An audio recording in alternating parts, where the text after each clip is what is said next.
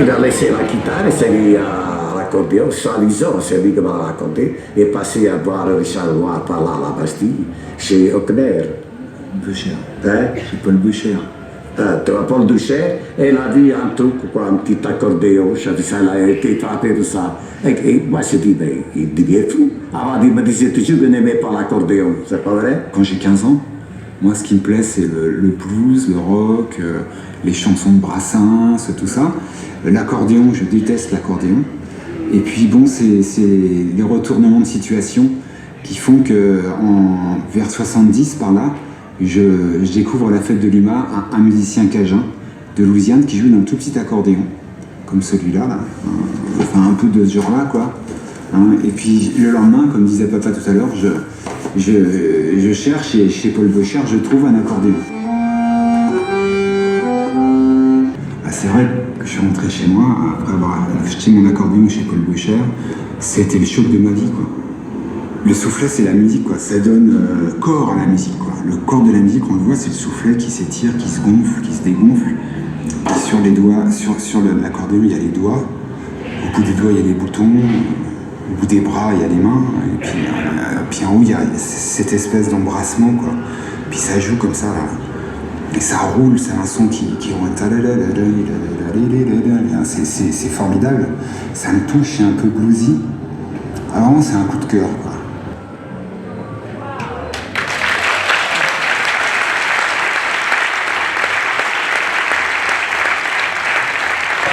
Vous savez, il y a quelques années, il y a longtemps, j'ai fait une mélodie qui est...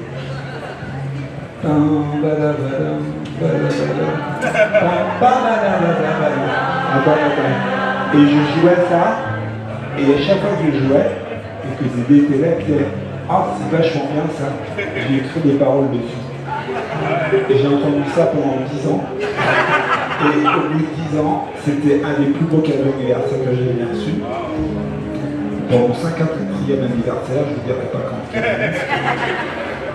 Dédé est arrivé avec une feuille, il m'a dit tiens, c'est pour toi. Il avait écrit les paroles de Damigol. Si on a la campagne.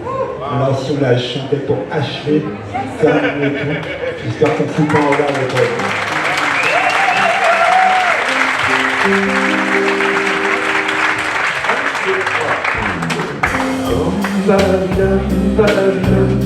Voyez-vous balancer la corde, une mélodie de elle tourne sur le fond d'enfant, comme une ritournelle, c'est ça. Oui, comme une dans la maison, qui dans l'envoi, chante ses larmes. Nous nous sommes épris d'une bande, vas-y, toutes les gammes, du vent c'est vite à les regarde-moi, si la vida, c'est comme un air de femme, c'est la vida, mais de la vie. Les portes sur le dos des morts et l'âme de la cour, ainsi à mon déplacé, et au fond, on n'était pas le monde, je me suis dans le si tout le monde est le temps, bien de m'y faire, c'est ici, on s'avait pas tout dans les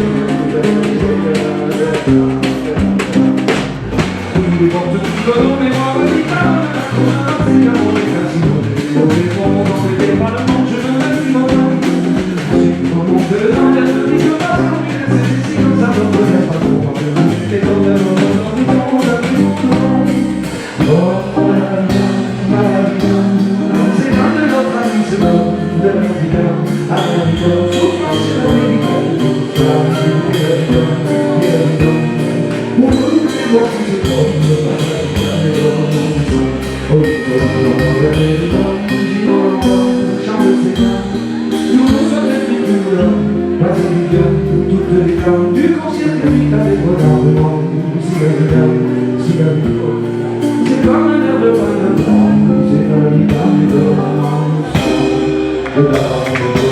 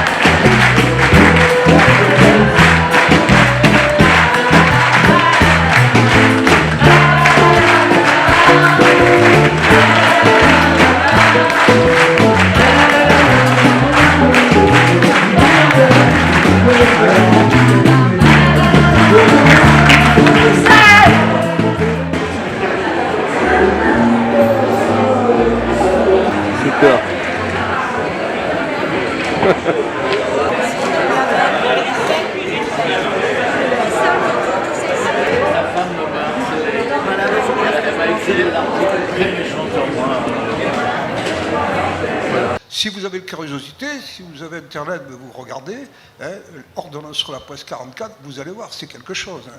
Par exemple, il y a une chose, je crois, qui est du 31 août, qui est la presse doit être, quelque chose, je résume, hein, un sanctuaire vis-à-vis des puissances d'argent et des gouvernants politiques.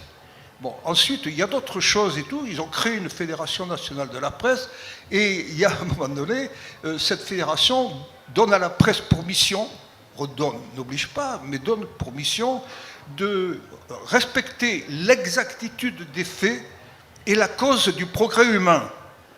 Bon, vous voyez bien que l'exactitude des faits et la cause du progrès humain, il y a beaucoup à faire aujourd'hui. Et Camus, toute sa réflexion, ses critiques de la presse, mais également sa réflexion éthique, ils sont issus, il répond un peu à cette idée aussi de renouveler la presse qui est née à partir de la résistance.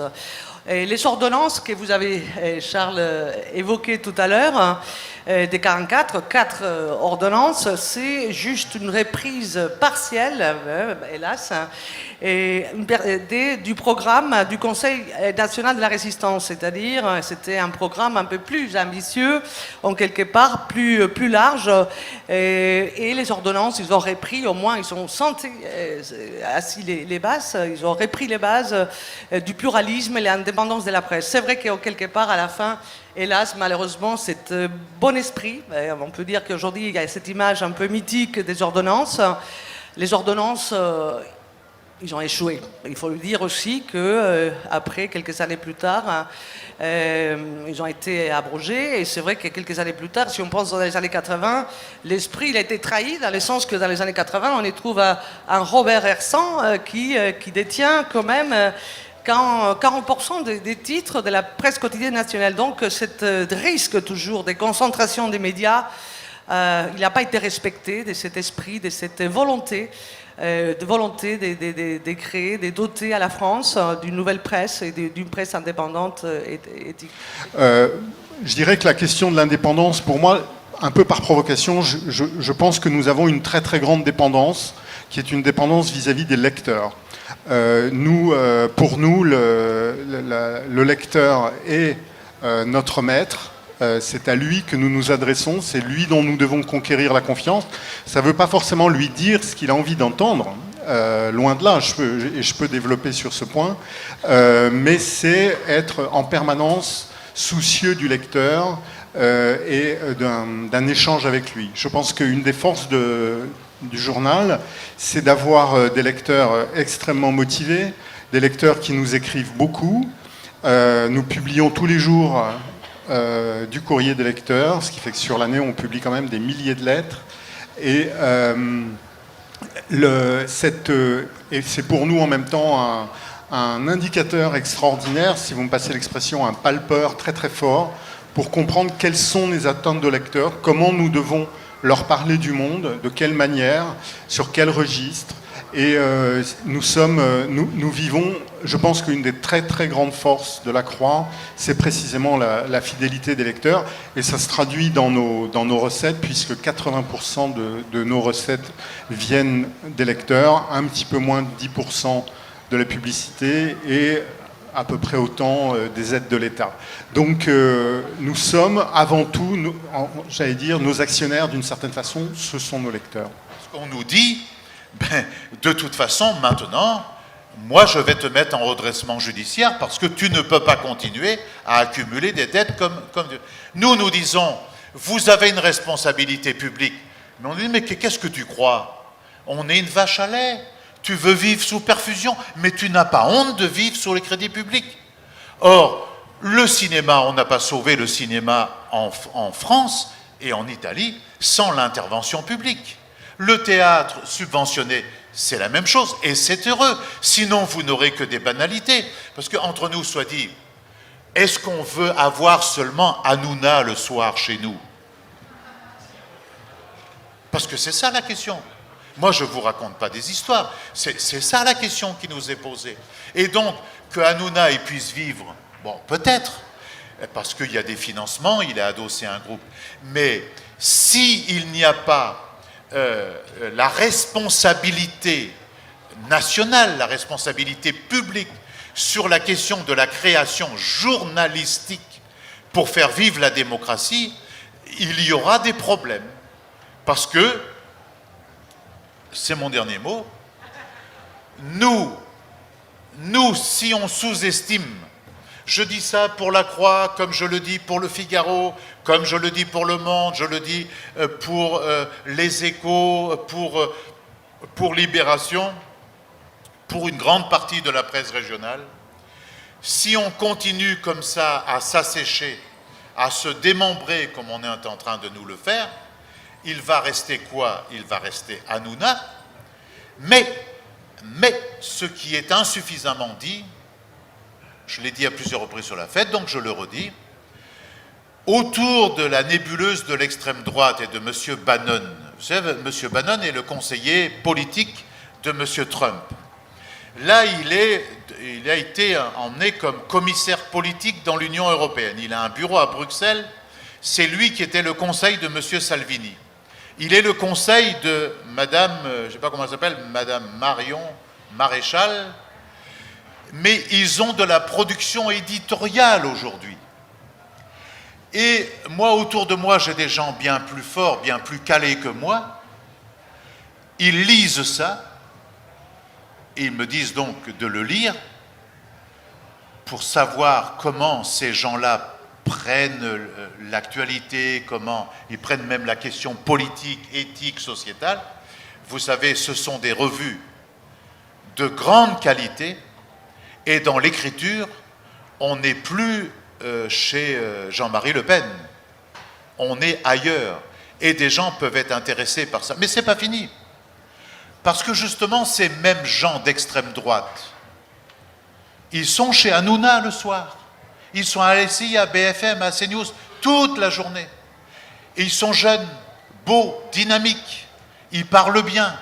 Ils font un décryptage de l'actualité. Si on n'y prend pas garde, on dit, mais tiens, il parle bien celui-là.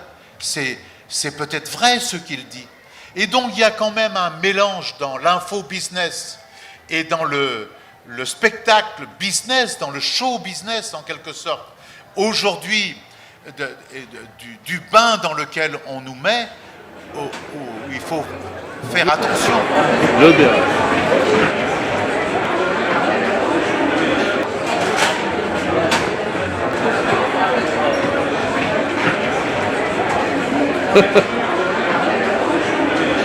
Moi, en lisant ton livre, je me suis presque dit, voter Sanders, en fait, ils y étaient prêts d'une certaine manière. Oui, c'est Tu vois le sens de ma question? Oui, c'est un chroniqueur que je cite, Harold Meyerson, qui dit Sanders n'a pas amené la jeunesse au socialisme, ils y étaient déjà. Et d'une certaine façon, alors il y a plein de, si on parle du rapport des millennials à la politique. D'abord, il y a un sondage, c'est assez marrant. Il y a une association aux États-Unis qui s'appelle l'Association des victimes du communisme. Donc, bon, vous avez deviné qu'on n'est pas forcément en sympathie avec l'idée communiste. Hein. Et ils font un sondage tous les ans. Et là, le dernier, ils ont trouvé les résultats un peu décevants. Et pour cause, 46% des jeunes Américains préfèrent vivre dans une société socialiste, 40% dans une société capitaliste, 8% dans une société communiste et 4% dans une société fasciste. Voilà. Alors, ça veut dire quoi socialiste? Dans le sondage, la définition est assez claire. Une société socialiste, c'est une société dans laquelle les moyens de production ne sont pas publics, comme dans le communisme, mais sont de nature sociale et publique. Voilà. Et le capitalisme, voilà. Donc les définitions sont assez claires. Donc ils répondent en connaissance de cause. Plus globalement, sur l'idée de... J'entends ici la question... Oui, mais enfin, en gros, c'est de la social-démocratie. J'allais te poser la question. Oui, je me doute. Mais alors, non. Voilà, mon point de vue, il est non. Pourquoi? D'abord parce que si on dit social-démocratie, alors en termes de sciences politiques, ça répond à un projet politique bien précis qui est né en Europe à la fin du 19e siècle, basé sur la classe ouvrière et les syndicats. Toute chose qui n'existe pas aux États-Unis, en tout cas en l'état actuel des choses. Donc déjà, à mon avis, c'est nous guider dans une voie qui est un peu sans issue.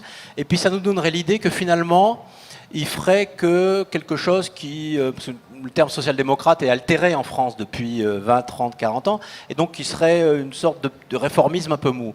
Sauf que dans l'Amérique du turbocapitalisme actuel, proposer un certain nombre d'éléments politiques ou de réformes politiques, comme le fait Sanders et Elizabeth Warren maintenant aussi, en termes de droit. Moi, je crois que si je devais répondre, c'est Bernie Sanders pose la question, non pas en termes de « Ah bah tiens, c'est une bonne proposition », mais en termes de droit. La santé est un droit, ce qu'il ne faisait pas forcément il y a 3 ans, mais aujourd'hui, maintenant, il dit « La santé est un droit ». Ce qui est absent de l'histoire politique et intellectuelle et sociale américaine.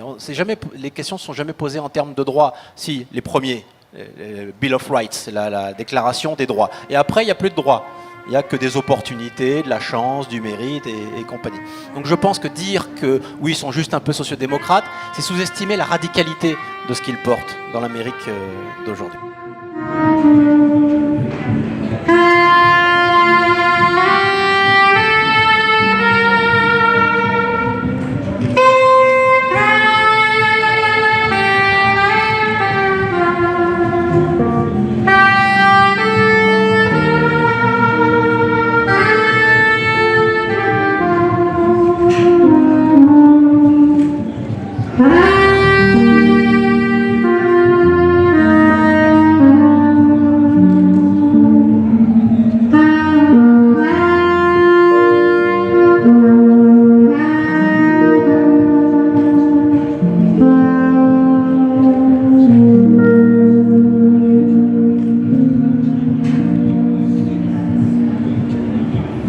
We shall overcome.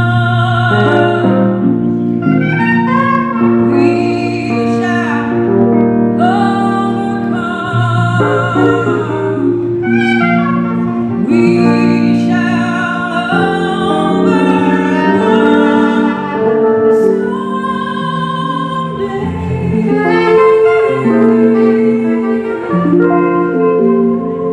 Oh, deep in my heart, I do believe that we shall overcome someday.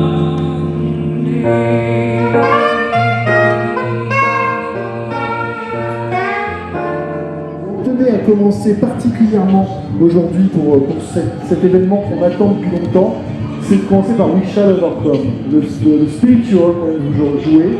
En fait, ça évoque surtout quelqu'un qui est tout aussi important et qui nous a quittés il y a quelques temps, c'est Pete Seeger. Je ne sais pas si vous vous rappelez de Pete Seeger, c'est le troubadour américain. C'est vraiment celui qui, avec son banjo, sa guitare, dans tous les contextes de grève, dans les contextes de concerts, de manifestations, a démontré une chose que nous, on espère croire, on espère imaginer, cela, c'est que la musique peut changer les choses. Alors, c'est vraiment un vœu pieux, évidemment, on ne change pas l'histoire en musicologie ou en histoire de la musique. Au bout d'un moment, on devient réaliste et on dit généralement, dans la musique, ça sert à beaucoup de choses, mais ça ne change pas le cours de l'histoire. Pete Seeger, lui, il a démontré le contraire, en ressortant des archives de la mémoire la plus enfouie de l'histoire à la fois religieuse et militante des États-Unis, ce We Shall Overcome, qui est un spirituel qui existait au 19e. We Shall Overcome, c'est nous allons vaincre. Et il ressort cette mélodie, ressort ce texte, il change un tout petit peu les paroles, et il va voir Martin Luther King, tous les militants qui sont en train de développer toutes les manifestations pour les droits civiques dans les années 50, il dit « Je crois que j'ai trouvé le truc qu'il nous fallait, c'est cette chanson-là. »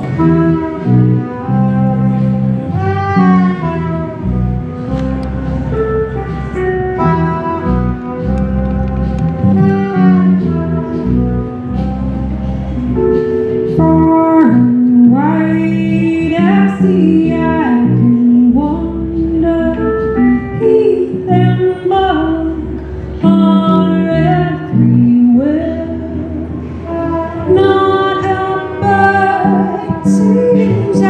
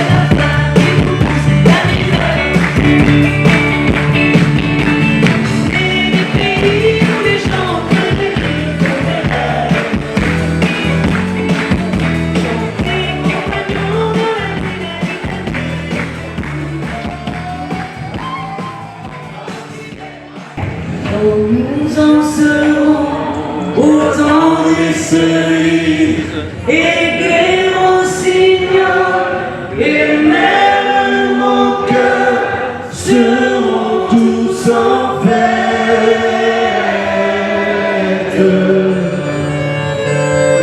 Les peines auront la folie en tête, les amoureux du soleil au cœur. Quand nous en serons au temps des cerises, sifflera bien mieux le même au cœur.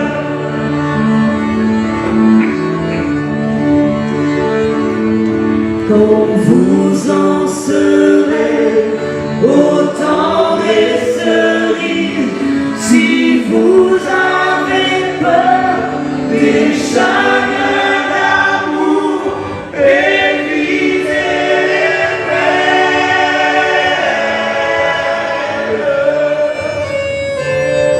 Moi qui ne crains pas les peines cruelles, je ne vivrai pas sans souffrir un jour. Quand vous en serez au temps des cerises, vous aurez aussi des chagrins d'amour. Mesdames, messieurs, c'est à vous. Et le texte, c'est la la la.